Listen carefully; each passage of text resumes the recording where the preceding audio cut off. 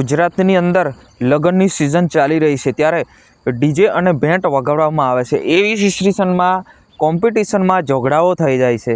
હવે મિત્રો વિડીયોને છેલ્લે સુધી જોજો અને આપણી ચેનલ પર નવા આવો તો ચેનલને સબસ્ક્રાઈબ કરીને લાઇક કરી નાખજો। આપણે ઘણા બધા વિડીયો જોઈ રહ્યા છે, પરંતુ આ સ્ક્રીન પર તમે વિડીયો જોયો કે ભાઈ ડીજે કોમ્પિટિશનમાં મારામારી સુધી લોકો પહોંચી જાય છે। આવું કરવું જરૂરી છે?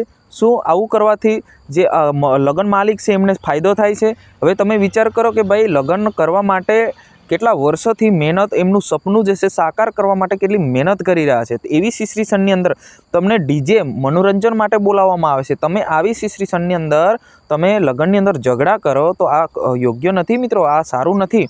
જ્યાં મિત્રો વાત કરવામાં આવે તો અત્યારે ગુજરાતની અંદર લગ્નની સિઝન ચાલી રહી છે ત્યારે ઘણી બધી સમાજની અંદર ઘણા બધા સમાજની અંદર ડીજે અને બેન્ડ પર પ્રતિબંધ પણ મૂકી દેવામાં આવ્યો છે, પરંતુ અમુક સમાજની અંદર ડીજે પણ ચાલી રહ્યો છે, ગુજરાતની અંદર ડીજે પણ ચાલી રહ્યો છે। ત્યારે એવી સિચ્યુએશનની અંદર જે લોકો જે છે એ એમને ખબર હતી નથી, અમુક ગામડાઓમાં બંધ હોય છે, એવી સિચ્યુએશનની અંદર લોકો જે છે વરઘડો કાઢતા હોય છે, એની અંદર મારામારી પણ થઈ જતી હોય છે। પરંતુ જે ખરેખર જે ડીજે બંધ છે એ સારી બાબત છે, પરંતુ ડીજે સાથે લાખો લોકો યુવાનો જોડાયેલા છે, એમની પણ રોજગારી સંકળાયેલી છે।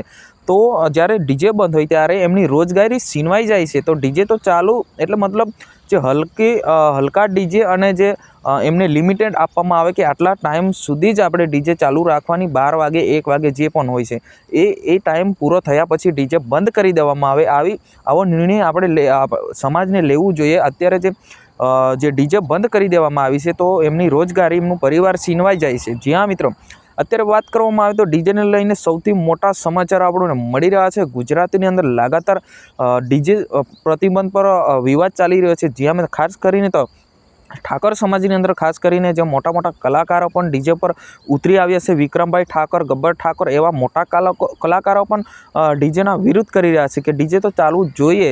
જ્યાં મિત્રો આ વિશે તમારે શું કહેવું છે જરૂર કમેન્ટ કરીને બતાવજો। શું ખરેખર ડીજે ચાલવું જોઈએ કે નહીં? આજની વિડીયો અંદર બસ આટલું જ। જય હિન્દ, વંદે માતરમ।